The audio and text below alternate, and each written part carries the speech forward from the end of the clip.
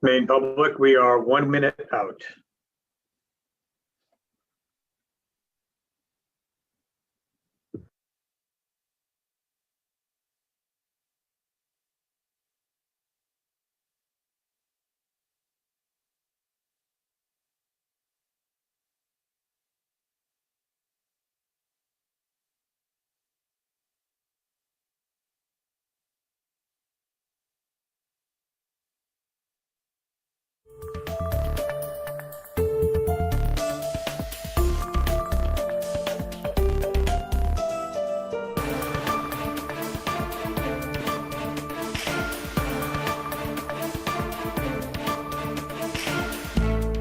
Good afternoon, everyone.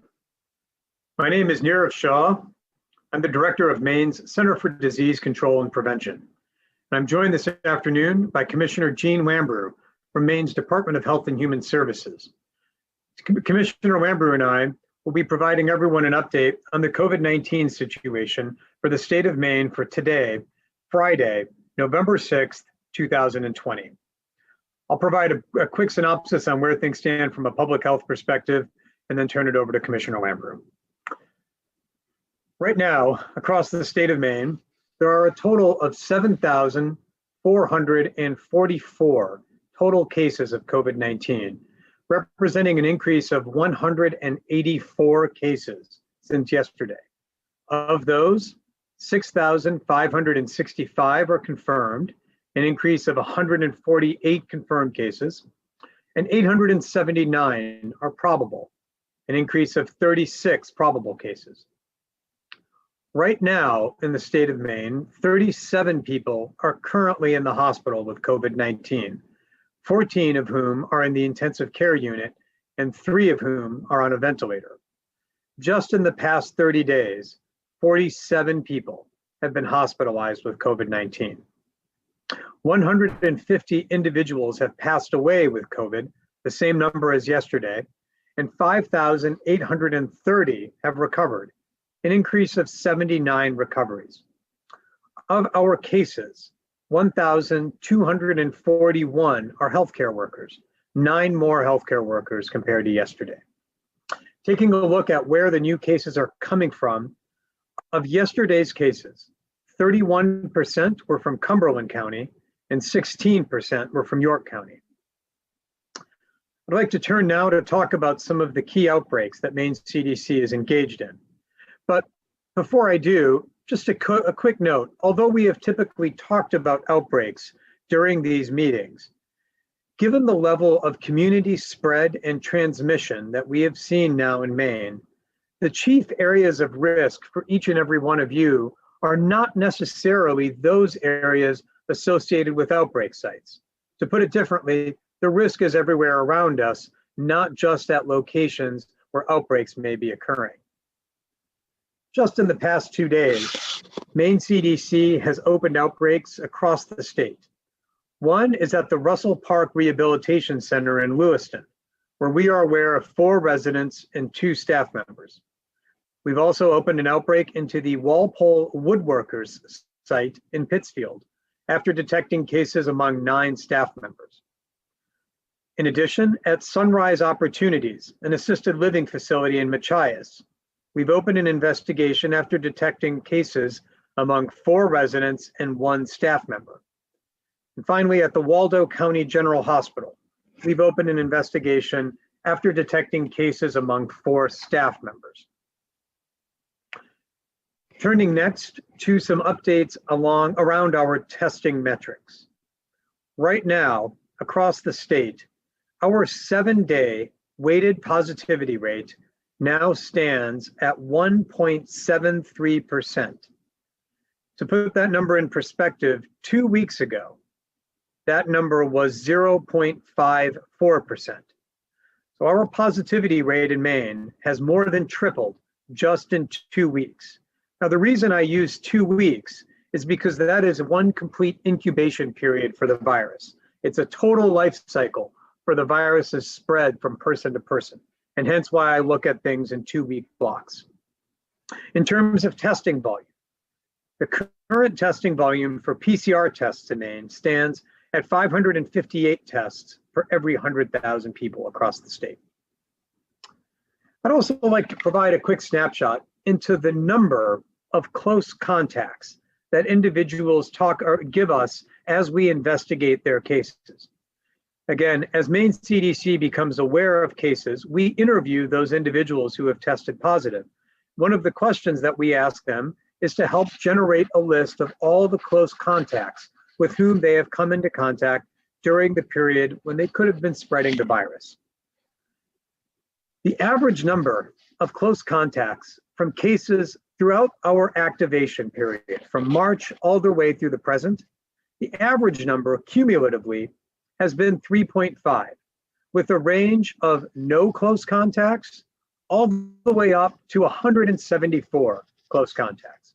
But if you take a look at just the cases that we diagnosed, or that we detected rather, just in the month of October alone, and you just look at those individuals, their number of close contacts in October was 5.8, significantly higher than the cumulative average of 3.5. Now, this number is important. It tells us a few things. The first is that it tells us that people are out and about and interacting with their friends, family, and coworkers much more than they were earlier in the pandemic. But it also provides us a glimpse about how the nature and the contours of the pandemic now differ from March, April, May, and earlier.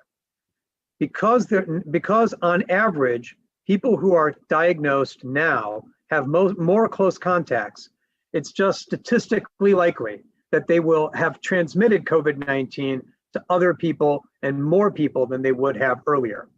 We'll get back to this in just a bit as we talk a little bit more about masks.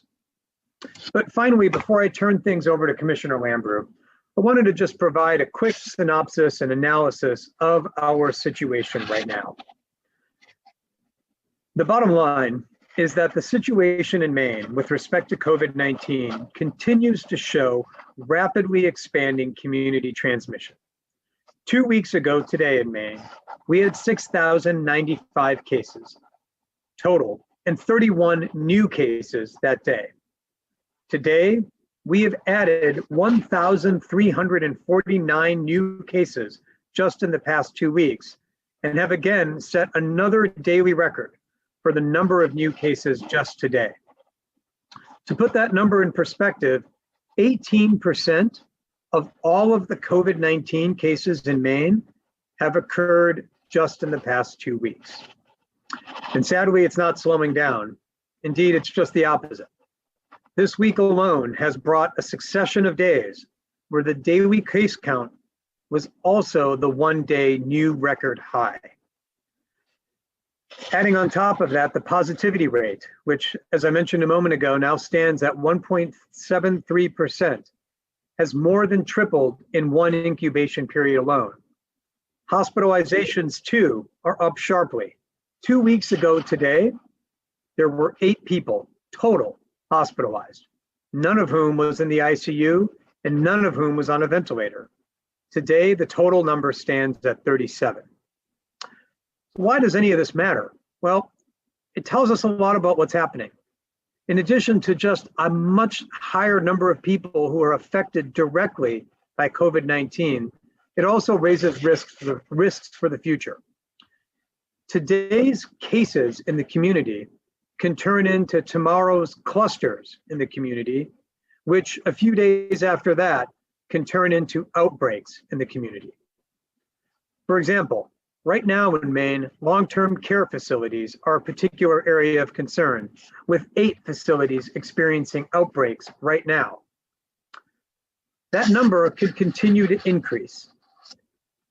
As more cases become detected in the community, those individuals who may work in settings like long-term care facilities, hospitals, and even in our schools could continue interacting in their workplaces and potentially introduce the virus into those places where we know vulnerable individuals are, such as long-term care facilities.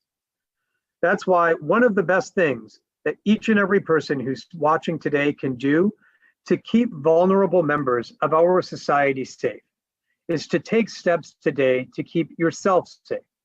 because every case today can turn into an outbreak tomorrow as the rates of community transmission continue to increase. So with that, I'd like to turn things over to Commissioner Lambert. Thank you, Dr. Shah. Today, the state of Maine has taken additional actions to further protect Maine's children, athletes, coaches, teachers, and families in the face of rising COVID-19 counts. This includes updating and aligning the COVID-19 checklist for community sports with the Maine Principals Association's school sports guidance. We have heard concerns that loopholes are allowing community spread, so we are changing a number of our recommendations to requirements in the community sports checklist. This revised checklist also aligns the timing of practice and competition for moderate risk sports to be the same as that for school-based winter sports like ice hockey and basketball. Additionally, experience from other states has found that wearing face coverings during competition can work to keep athletes safe. As such, Maine now requires participants in sports activities organized by K-12 schools or by leagues and communities to wear face coverings. This is just one of several actions we have taken to combat the rapid spread of COVID-19 in Maine. Governor Mills announced yesterday a return to a limit of 50 people for indoor gatherings. And she also strengthened the face covering requirement to clarify when and where one must wear one in a new executive order. We will continue to look for targeted, effective ways to protect the public health while restarting Maine's economy during this global pandemic.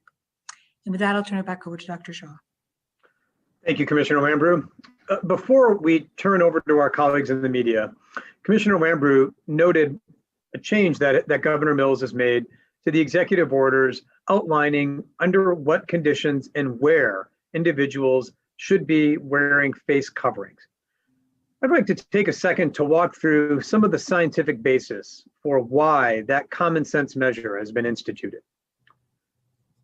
As the commissioner noted, the new executive order from Governor Mills primarily focused and expanded where individuals must wear a mask, namely in public settings.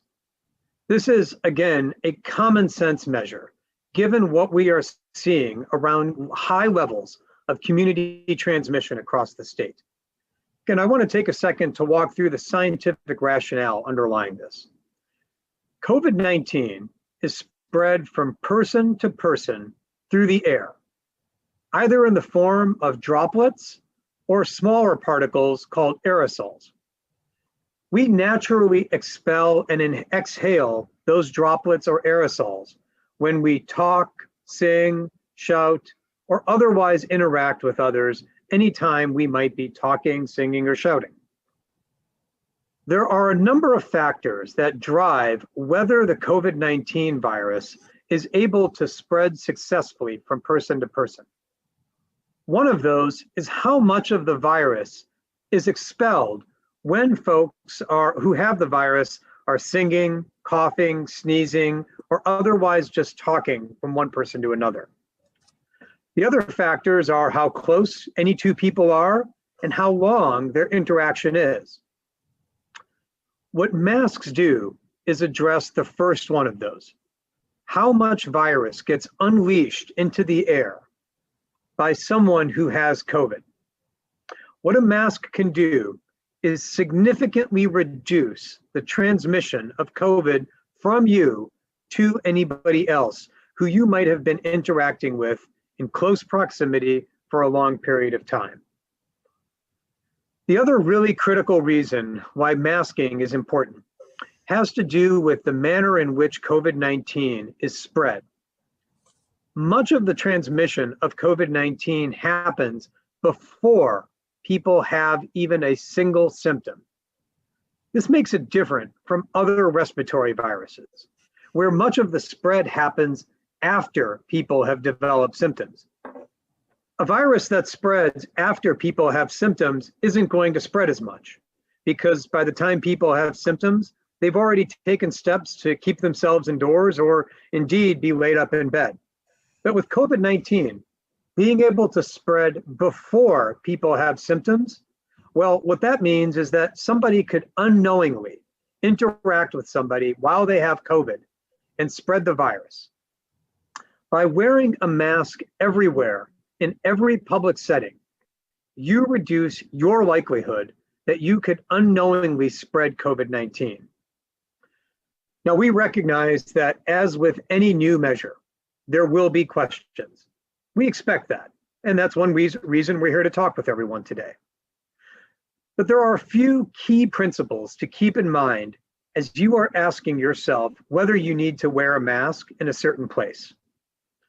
The first is to think about whether it's a public setting. The reason the executive order focuses on public settings is because those are the places where we are the most likely to encounter other people. When you're out and about in a public setting, you don't know where or when or whether you will encounter another person.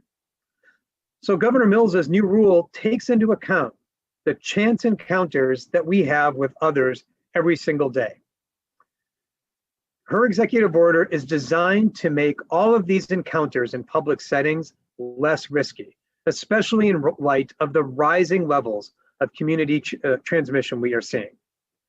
Common sense still applies here. No matter where you are, if you can encounter somebody while you are out, wear a mask. That is the simplest way to help all of us keep a lid on COVID-19. These are common sense rules that we're happy to chat about, but my bottom line and my ask for everybody today is to wear a mask and do the right thing. So with that, we'll turn things over to our colleagues in the media. First question today goes to Ashley Blackford from WAGM. Hi, Dr. Shah. I'm wondering about if you're able to speak about false positives and what the CDC recommends if someone were to say have a positive test and then after that have 2 negative tests. What does the CDC recommend for close contacts of that person? Does a negative test cancel out a positive test? Ashley, I'm going to answer your question under the assumption that we're talking about the same kind of test in each of these scenarios. Typically, that is a PCR test, the test that most laboratories across the state run. In that situation, negative tests don't cancel out positive tests. Someone could have enough virus in their body on the day they got their first test, but because of their immune system doing what it does, when they got retested, may turn out to be negative. So a negative test does not erase, cancel out, or reverse the diagnosis of COVID-19. In addition, it doesn't necessarily eliminate the requirement to isolate. Maine CDC's case investigators are well versed in the latest protocols from the US CDC about when someone can safely end their period of isolation. It's a highly fact-intensive inquiry, so I'm not going to make any general pronouncements because it does vary by person to person. But the bottom line here, Ashley, is that a negative test does not obviate a positive test, assuming all of them were PCRs. I'm going to turn next to Dustin at New England Cable News. Thanks, Dr. Shah.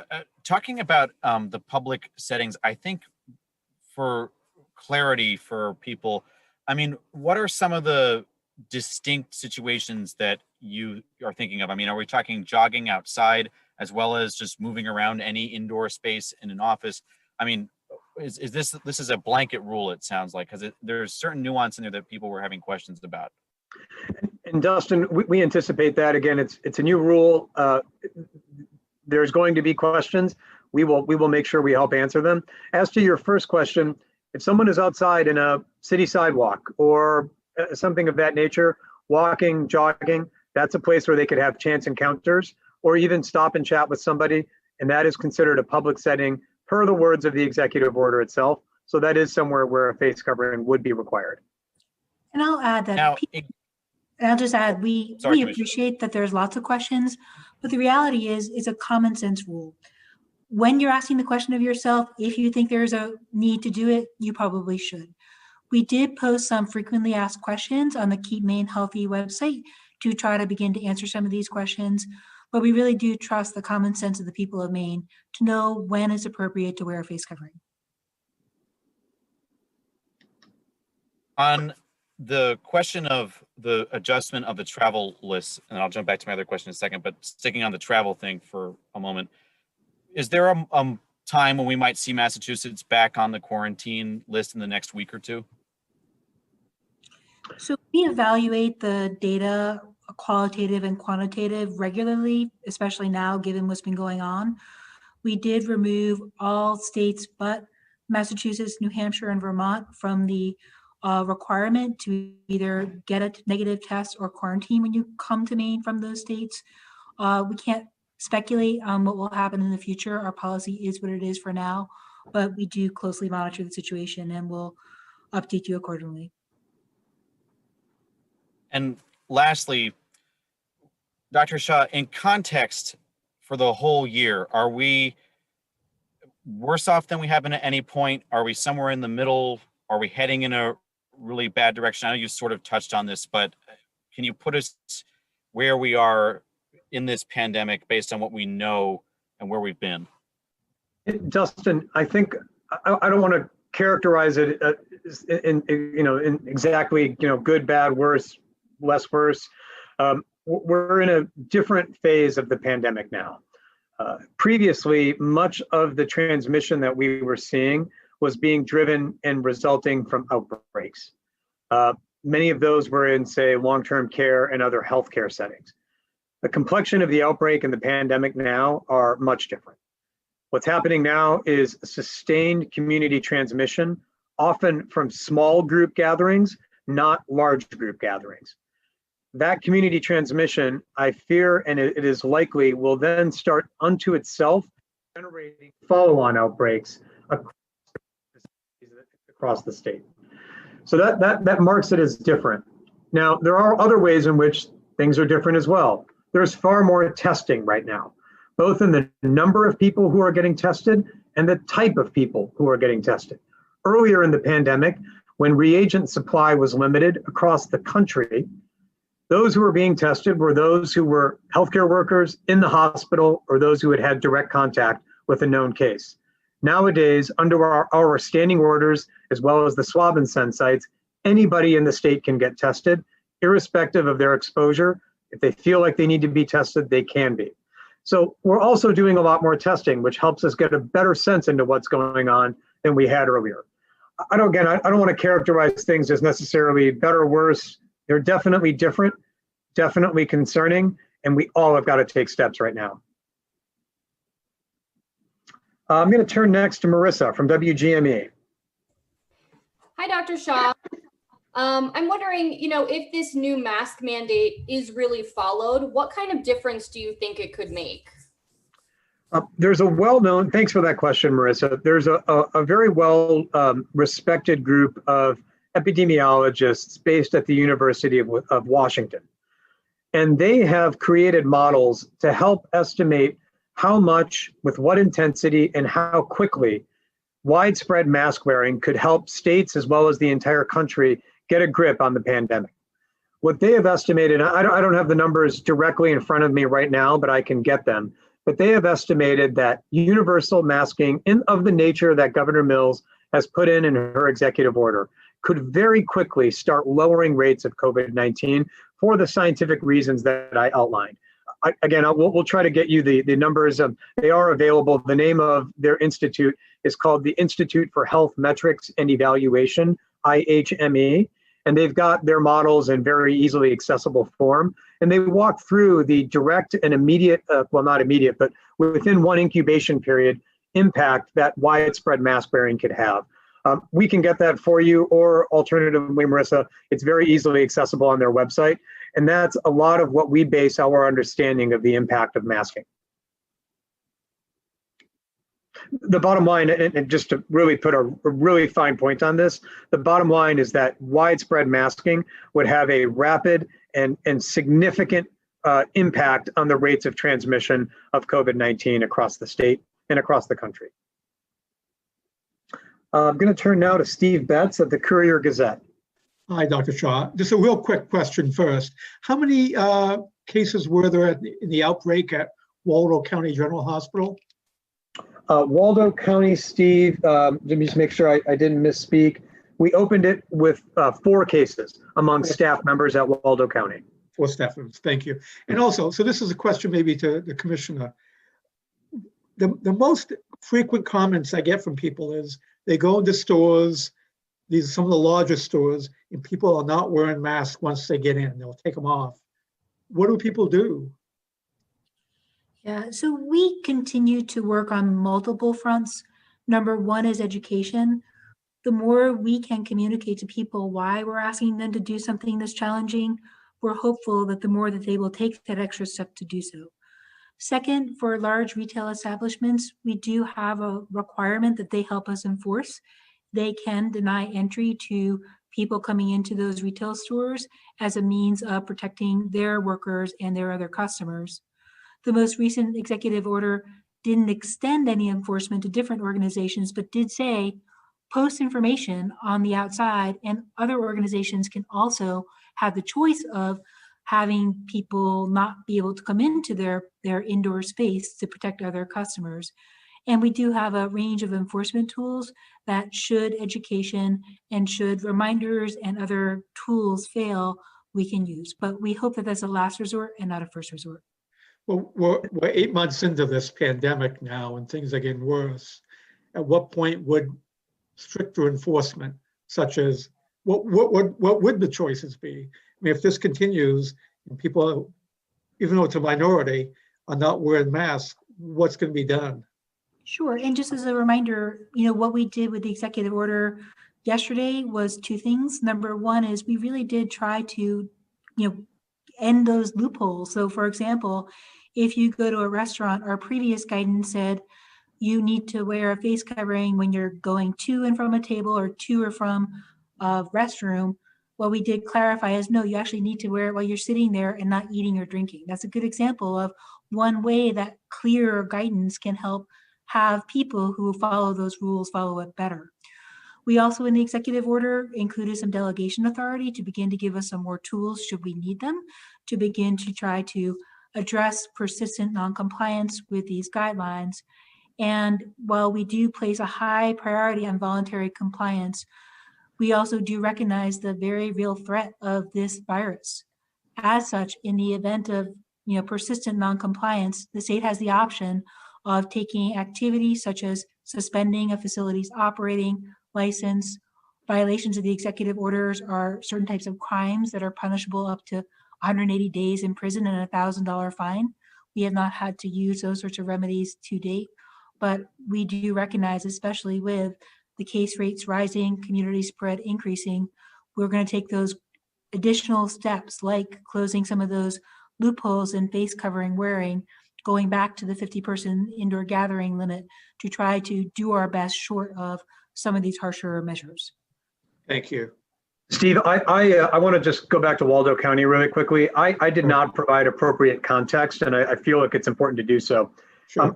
I mention outbreaks of this nature for transparency because I want people to know what's happening around them and what we are working on. But in the case, for example, of Waldo County General Hospital, if you are not feeling well, if you need to seek medical attention, you should not be dissuaded from going to that hospital. This is not to suggest that there is something amiss there. I share this because it's important to do so, but I also simultaneously I do not want people to fear seeking healthcare if they live in that area. If that's where they go, they should absolutely feel comfortable seeking care at Waldo County General, because outbreak investigations are just that.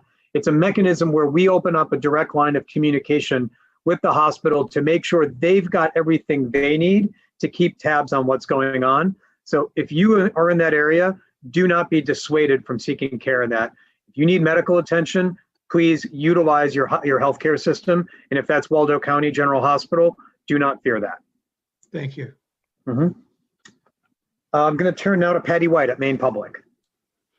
Hi, Dr. Shah. You explained why the executive order focuses on public settings and why that's important, but we're hearing that the transmission is being driven by small household gatherings. So can you tell us a little bit more about how does the executive order address that specific problem of small household gatherings? I'll start, and then again, Commissioner Mambrew and I are happy to go into details, Patty. On its face, this particular executive order does not talk about what people may be doing in their private lives, in their houses, with their friends and family. But I don't think that for a second should alter whether people are wearing face coverings in those settings.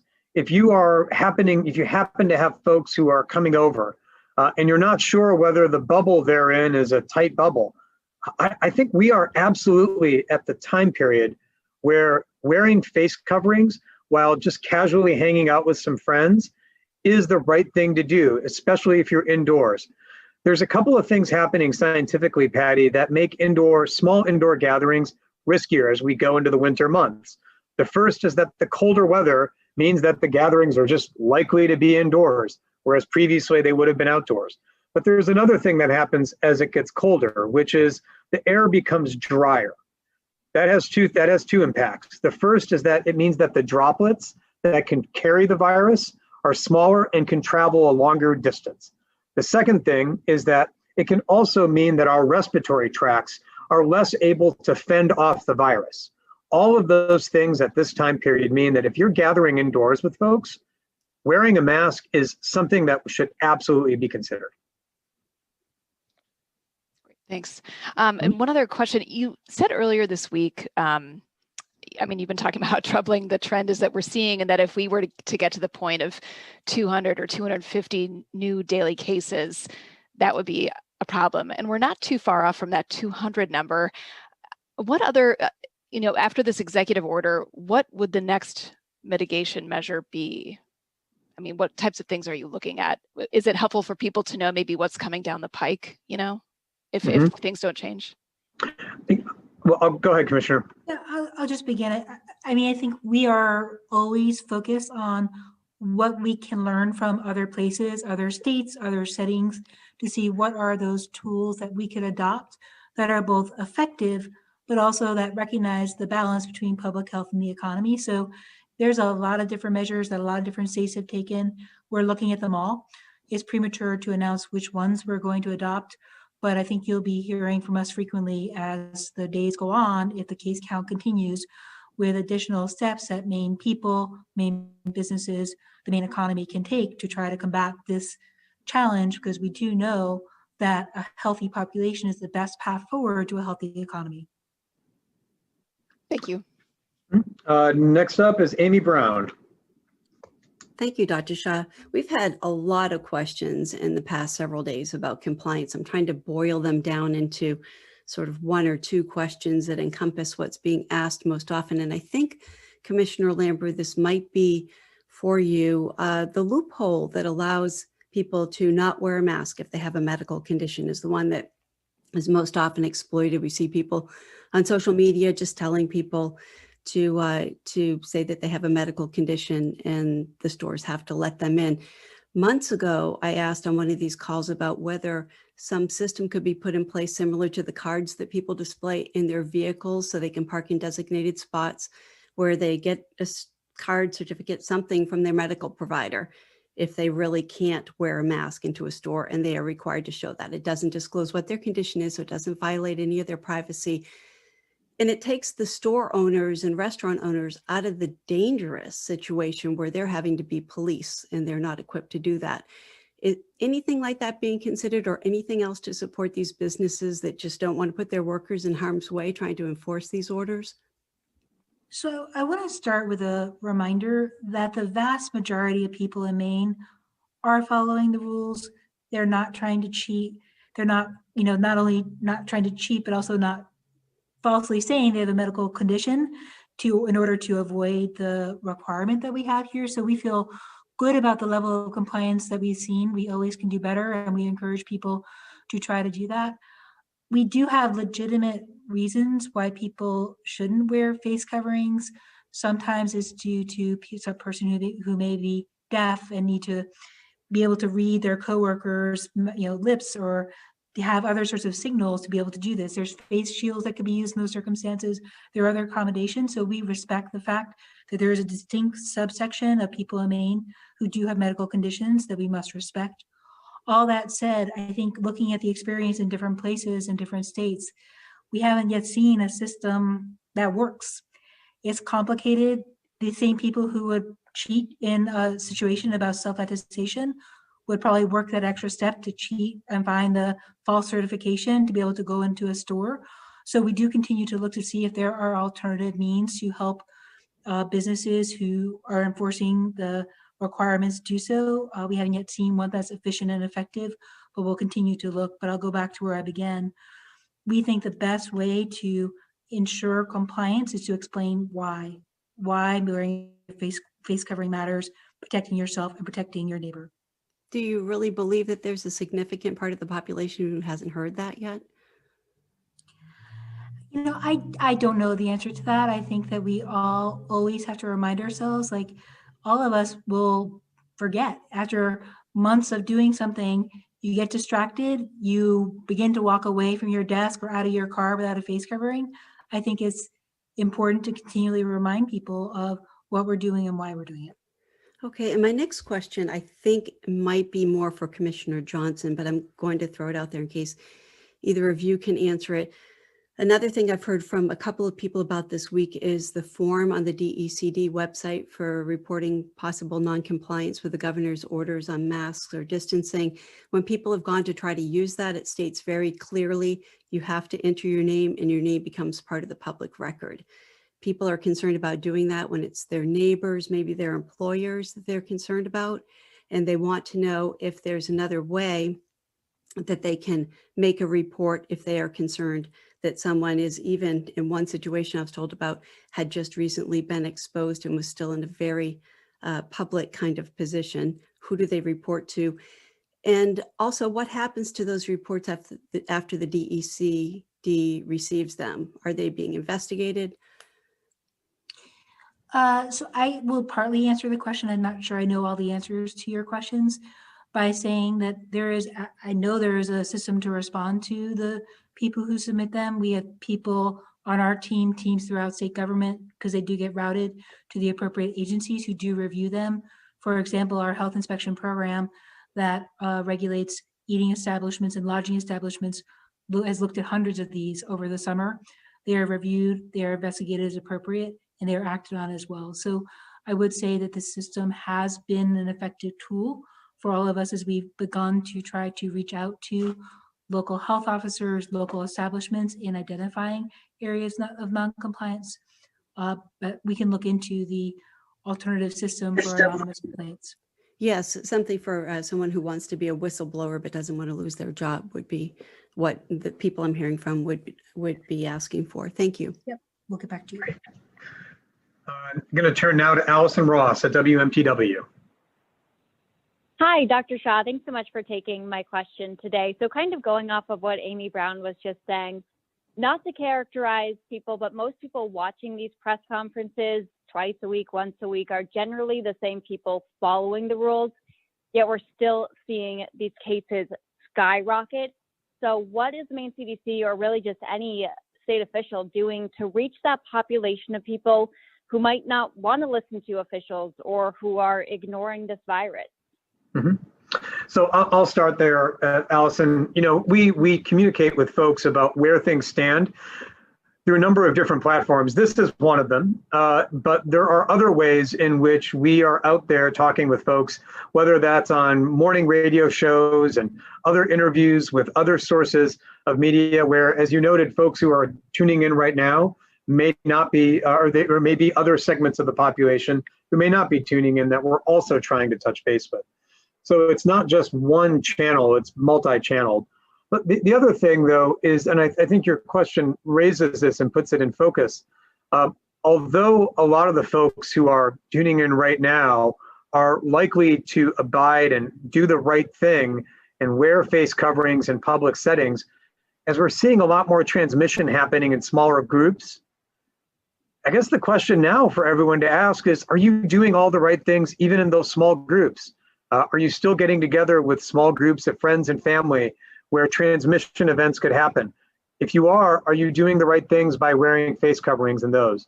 So I think as we go into this next phase, we're indoors more, the air conditions are different, there's less ventilation indoors, we're all going to have a brand new set of questions to ask ourselves to make sure we're doing all the right things. I'm going to turn next to Charlie at the BDN. Hi, Dr. Shah. My first question is about the Waldo County Hospital cases. Do you know, have you established how that, well, I guess I'm wondering, is that outbreak tied to the outbreak at the Brooks Church, and in particular, whether the pastor from the church who works at the hospital may have spread it there? Yep. Charlie, as you can imagine, that is the key question that we are trying to suss out as kind of question number one in our outbreak. At this time, we don't yet have a clear answer to that.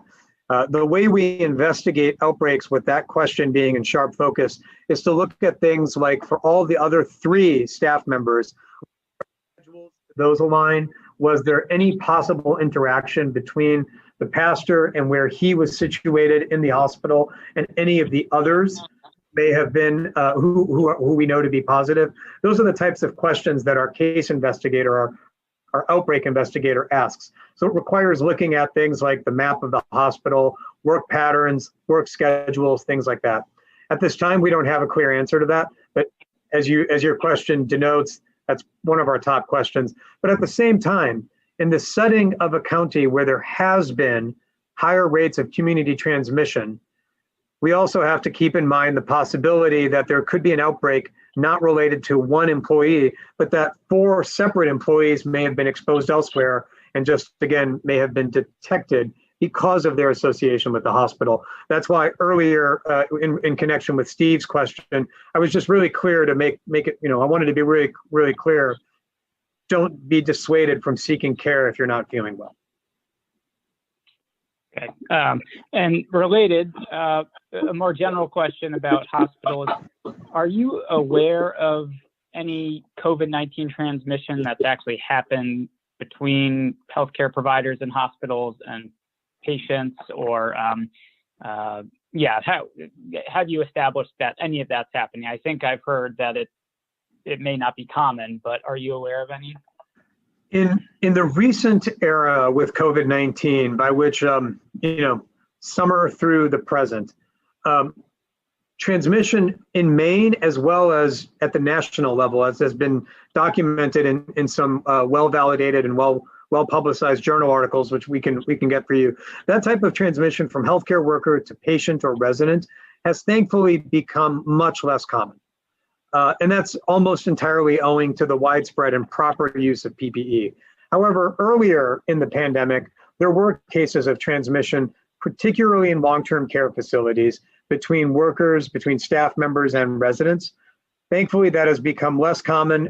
Now, we do have still 8 outbreaks that are open right now in long-term care and other congregate facilities.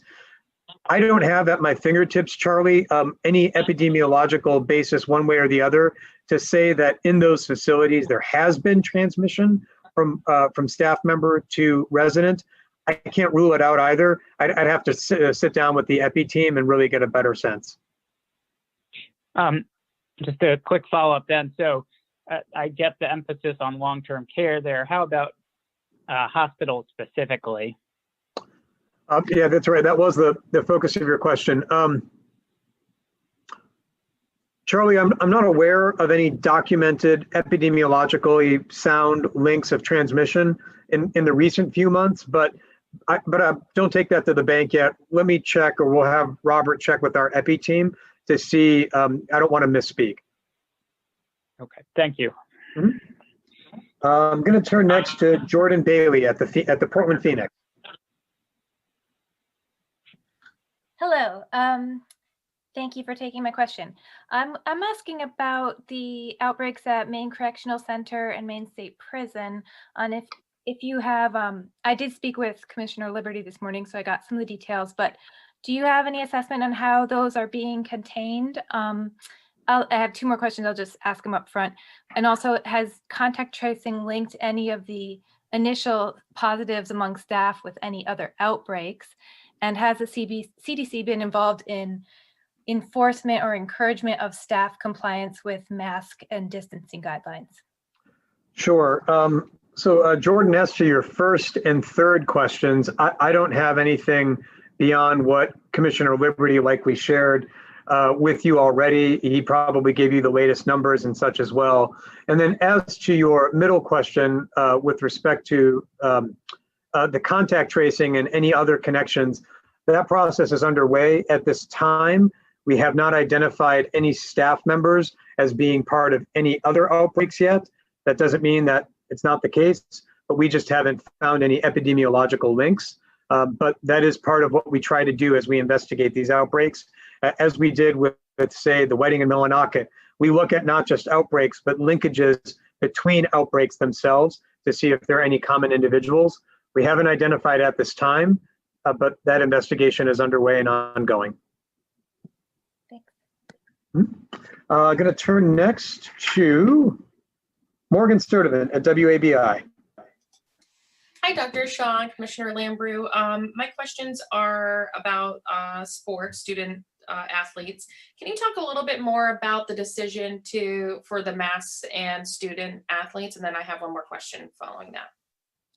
Sure. So going into the fall, we were nervous about it. We have some evidence that when you are doing strenuous, vigorous exercise, there could be some challenge in breathing. So we did have that exemption in our executive orders and in our guidelines going into the fall. Other states, other places didn't adopt that same policy. We consulted with those different states, those different public health officers, and the experience from the fall was that athletes were able to both perform and wear face coverings. There was little resistance to those requirements in those different settings because it was a pathway to play. So we are adopting that guidance now, especially given what's going on in the state of Maine. And can you talk about some of the conversations with the MPA in regards to winter sports from this week? So there is a statement, I think, that Maine Principals Association will be issuing today about our work. We have always tried to do a balance between public health guidance, which is our purview, providing the kind of sound advice on requirements and recommendations to guide activities like sports, as well as recognizing that school sports are taking places on school grounds, in school gyms, often with school personnel. So we try to do our policy in the community sports realm aligned with the policy in the school sports realm. We think at this moment we're perfectly aligned, including on the requirement to wear face coverings, the additional start dates for different types of sports that are moderate risk, really trying to set out a calendar that gets us past some of the holidays for additional engagement, as well as ongoing monitoring of the situation. So we feel good working with Department of Education, the Principals Association, the superintendents, the school boards on a way to try to move forward with as much consensus as possible, recognizing again, our primary goal, especially with regard to schools, is to maintain an environment for in-person learning where it's safe to do so. Thank you both. Thank you, Morgan. Over to Joe Aller. Yes, hi, thank you. A question for Commissioner Lambrou, following up on the community sports, high school sports. So as you probably know, well, we noticed that the community sports guidelines changed from recommendations to requirements. And so, and then as you probably know, community sports, I'm thinking specifically AAU basketball and recreational youth and adult ice hockey. I guess I shouldn't say adult, but youth ice hockey have been happening throughout the fall. And then you have a start date of December 14th, I believe, for winter sports. So does that mean that these organizations that have ongoing games and et cetera during the fall, that they're supposed to stop what they're doing now and wait until December to start up again? The short answer is yes. We think at this time, given what is going on with COVID-19 in Maine, that for moderate risk sports, irrespective of where they take place in schools or in community-based settings, should, first of all, not be engaging in practices in competition given the risk of COVID-19 spread in these sports. These are moderate risk sports where people, athletes are closer to each other. There's more physical contact. There's more of that sustained interaction that would yield risk. So we would align the schedules, and to be precise, the schedule would have skills and drills level 1 activity beginning on December 7th. That's about a week after Thanksgiving, making sure we get past that time. That's a higher risk time. Practices and intramural scrimmages, which are levels 2 and 3, could begin on December 14th. And then competitions would begin on or after January 11th with a check-in around January 1st to see how things are going. That schedule is very similar to the one already announced in New Hampshire as well as Vermont.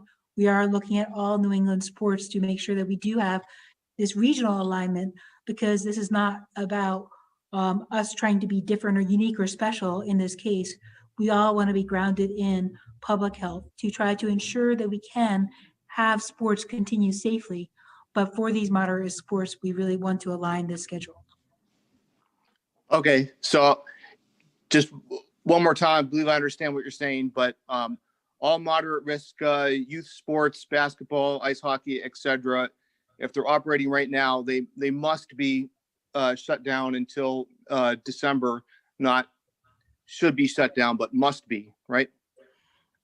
We believe that it is not safe right now to be having moderate risk sport activities continuing. We have put the start date back past the holidays, past Thanksgiving for practices in intramural, past the winter holidays for competition, in the interest of trying to keep those players, referees, their families, and their communities safe. Okay, great. And I just have one question for Dr. Shah. So getting back to the contact tracing that you were mentioning at the beginning, the 3.5 close contacts versus the 5.8. I noticed the 3.5 is from March to the present. I don't know if you've drilled down into these numbers yet, but like say March to May or June, was the number of close contacts even lower than 3.5? Do you know? Yep. Joe, I'm glad you raised that. I am trying to recall from when I pulled this from the spreadsheet what that number early on in that first quarter of the pandemic was. It was definitely lower. I'll go back and we'll find the exact number, Joe. But yes, it was certainly lower, reflecting the fact that at that time so many folks were staying close indoors during that time period. Now, of course, there's more folks outside, and that is there's one of the many reasons right now where the number of cases is rising, because folks are just out and about more. But let me go back and see if I can pull that exact number from that more specific time period, Joe. And then just real quick, sorry to take up so much time, but is the fact that at the beginning of the pandemic that there was more outbreaks or cases in congregate care settings, is that possibly also another reason why the close contact numbers were lower at that time? Yes, that's also correct. That is another rationale, because the individuals, the residents who are in those settings may have many fewer contacts than, say, younger folks. So I think, let me flip it a little bit differently. That is sort of there's a byproduct or a function of that, which is the average age of cases. Average age of cases in Maine has fallen, even adjusting for testing. And younger folks who are out and about at work, socializing, are likely to have more close contacts than an older person who is a resident of a congregate care facility. I'm going to turn now to Jackie at News Center. Hi, Dr. Shah. Thanks so much for taking my question. I'm going to stick with the sports theme for a second, just kind of as a follow-up. There have been some sports being played right now, hockey and basketball and other winter sports. Is there any reason that the state, has to believe that there is an increased spread of COVID-19 playing those sports? Dr. Shah can add to this as well, but we have seen examples both here in Maine and in different states of outbreaks associated with sports. There was an athletic facility in Warren, Maine, where we believe that there's an outbreak associated with basketball.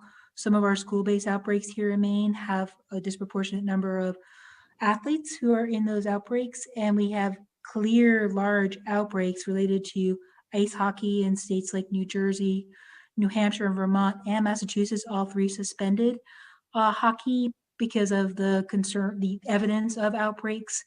We just have to be, exercise extra caution at a time when we see community spread when it comes to sports. But Dr. Shah, do you have anything to add? No, I was going to underscore what you noted, Commissioner Lambrou, which is in conversations with my counterparts in states across the Northeast, they have reported significant outbreaks. Commissioner Lambrou noted New Jersey, which has, as of when I spoke with my counterpart there, 14 outbreaks as of a few days ago associated with ice hockey itself. These are not 14 cases. This is 14 outbreaks associated with hockey games. So we, as we've always done, take a look not just at what's going on in Maine, but what we're seeing in other states so we can learn from that. And speaking of some other states, we saw today the US CDC did a study studying the state of Delaware from April to June. And it looks like, by using mitigation measures like staying home and interventions like contact tracing and isolation, they were able to reduce hospitalizations by 88% and mortality by 100%. What can we learn from Delaware? Yep, I had the chance to, again, chat with my counterpart there in Delaware as they were getting ready to release that. Thankfully, many of the steps that are noted in that article, in fact, all of the steps that were noted in that case report and that summary have been in place in Maine. And what is interesting about that research is that Delaware found what we have experienced in Maine as well, and what we chatted about a moment ago, which is one of the best ways to lower hospitalizations is to lower the rates of COVID-19 in the community. Old saying in public health that what's predictable is preventable. And when case rates in the community go up, we can predict that hospitalizations and sadly deaths will go up as well. One of the things that we can do right now to keep folks out of the hospital is to keep the overall level of COVID-19 across our community as low as possible. But thankfully, the summary from Delaware, I think for me, reinforced that the measures and the steps that we've taken in Maine are in line with what the CDC recognizes as best national practices. And I just have one more question. On Wednesday, you referenced what you called pandemic fatigue. People might be lightening up on the restrictions and things like that. What advice do you have for people that might be feeling this pandemic fatigue? I think my advice for folks right now as we go into the weekend is two things. The first is take a moment to take stock of what's at stake here. It's not just about keeping yourself safe. It's not just about keeping your family safe. Community transmission and keeping a lid on it is literally about keeping folks who are the most vulnerable among us as safe as possible. Individuals are family members who live in long-term care facilities, keeping them safe. It's also about keeping our kids in school for in-person education for as long as we can. So yeah, we're absolutely all fatigued and tired. But if we think about what's at stake, why are we doing this? I think that for me at least provides a new motivation to make sure, as Commissioner Lambrou said, when I go outside of my office, I've always got a face mask on. If I'm out walking the dog, I've always got a face mask on because I always want to remind myself what's at stake. The other thing, as we go into the weekend and we all are grappling with pandemic fatigue, what I'm asking everyone to do is to bear in mind that it can happen to you. One of the things that we've heard about when our case investigators talk to people who have been tested positive, one of the refrains that we hear over and over is, gosh, I didn't think it could happen to me. I live in a safe place in Maine. I live in a safe county. I live in a safe community. I live in a safe state. I didn't think it could happen to me.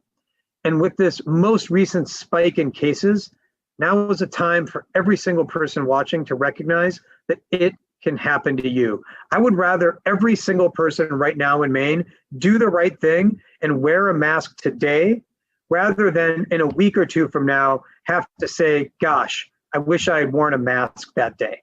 So those are the two things that I ask everyone to do, recognizing we're all grappling with pandemic fatigue, but we've all also got to find a new source of inspiration and motivation.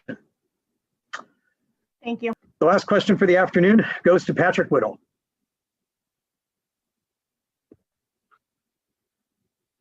Oh, hey, Patrick, you're on mute. My apologies. Thank you very much. I have two questions that are very different, so I'm going to ask them separately. I'm wondering if there's more that needs to be said about reclassification of some of the schools into the yellow category, and also wondering specifically if it's possible that Cumberland could be in this sort of middle category of being more closely monitored. I think Go ahead, I'll Commissioner. Dr. Shah, you jump in. So today at noon, the health advisory that's posted on the Department of Education website shows that Somerset as well as Waldo County continue to be yellow. We have seen continued increases in the new cases in both of those counties. We have added Knox as well as, what's our other one? We added Knox County as well as Somerset County, and then Franklin County. I'm sorry. Knox and Franklin are the two new ones. Apologies for that. Again, because we have seen increasing in positivity as well as case rates of those counties, we did move Waldo County from yellow to green with asterisks, meaning we're watching closely. We have not seen as many new cases in Waldo County, but we're closely watching. But we have added the asterisk, meaning we're watching closely to Kennebec County, where we've had a number of outbreaks that give us pause. So those are the counties that we are recommending that the school administrators, the local decision makers in schools look at what's going on in terms of hybrid in-person learning in those counties, because that indicator is solely for the purpose of making those school decisions. When it comes to Cumberland County, we too are watching Cumberland County, but its numbers include the 100-ish residents at the Maine Correctional Center who are not actually going to be in the community in the near term. They will not actually affect in-person learning in Cumberland County. All that said, we have had a number of outbreaks open up in Cumberland County, so it, like all other counties in Maine, are ones that we're watching closely. Patrick, I'll just add, won't be a surprise. This is all the more reason that I really am urging folks to do the right thing, do the common sense thing, and wear a face covering. It's a way that we can keep rates of COVID in the community as low as possible, which is helpful to facilitate kids being in school in person as long as possible. The two have a direct relationship with one another. That's a really good segue, because my other question pertains to masks specifically. You've mentioned a couple times that not all masks are created equal, and I apologize to people who can't see my face because I'm going to use a visual aid. But most of the time when I wear a mask, I wear one that's like this. One of these, where in a normal situation you would see them on healthcare workers, the ubiquitous blue masks. Yep. However, I more enjoy wearing this homemade mask, which advertises my neighbor's lobstering business. It's made out of part of his shirt. I have lots of people love to wear these homemade masks. I have no idea if they're as effective as commercial grade masks, and I would love it if you could speak to that. Sure, Patrick. There's not a one size fits all answer for this, but here are some principles to look for to make sure that the mask or face covering that you're wearing is doing the job. The first is that one of the reasons I like the surgical masks as well as other masks is the nose bridge that can be fitted around your nose. That reduces the likelihood that any aerosol particles could escape from your nose. I also like these because they tend to be a good bit tighter and not as loose fitting, which reduces the likelihood that particles could spread from underneath. So that's one thing. The other principle is that the material matters. The more plies that the mask has, the better. 2 ply is very good. Even some masks now are even having more. The plies are a proxy for something that I think is a handy guide, which is if you put the mask up to the light and you can see discrete holes in it, especially if you stretch it out a little bit, it's not doing its job of reducing the transmission of aerosols from your mouth to the outside world. I can't speak for the T-shirt that you noted there, but if it's the kind of thing where when stretched, you can see right through it, it's not doing its job. That's a big time failure just now on that one. Oh, well. Yeah, and I'm gathering that the mask that you modeled also doesn't have the nose bridge. That's another thing. It did. Okay, so the nose bridge is really helpful, but the quality and the number of plies in the material are also helpful. The good thing about masks these days is that you don't necessarily need one of these surgical masks. They're available. Drugstores, pharmacies have them nowadays, but you don't need them. Any mask that's specially designed for the purpose of being a face covering that's got multiple plies, that's got that nose bridge, that's tight fitting across your mouth, that's going under your chin, that's going to do the job. Great to know. Thank you so much. So thanks, Patrick. That was the last question for the afternoon. I will just wrap us up with two final observations. The first is that rates of COVID-19 are expanding rapidly across our state. And with those expanding rates, we are seeing an increasing positivity rate, but sadly, we're seeing more hospitalizations, more folks in the intensive care unit, more folks on ventilators, and sadly, an increasing number of individuals who have passed away.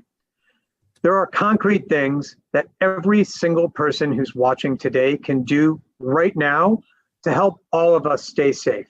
Chief among them is wearing a face covering. By wearing a face covering, we will all be that much safer. That is the right thing to do right now. But you can also do things like avoiding gatherings, and if you are in a gathering in your own home, by wearing face coverings inside.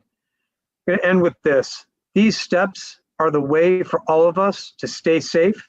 So I'm asking everyone, do the right thing. There is a lot riding on it. So with that, Commissioner Lambrew and I thank you for your time this afternoon. We look forward to catching up again next week. In the meantime, please be kind and take care of one another. We'll talk again soon.